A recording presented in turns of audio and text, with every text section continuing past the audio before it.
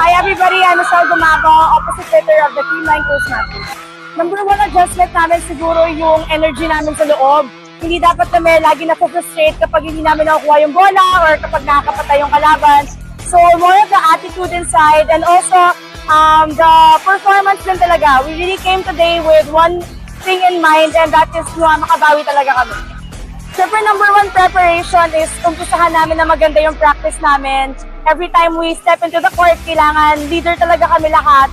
And we just do our role, we do our best, and we try to really just help each other and work together. So, kung sino man yun nandyan sa loob, we try to work and kailangan talaga i-dedicate na namin to para sa mga teammates namin na inaantay namin makabalik.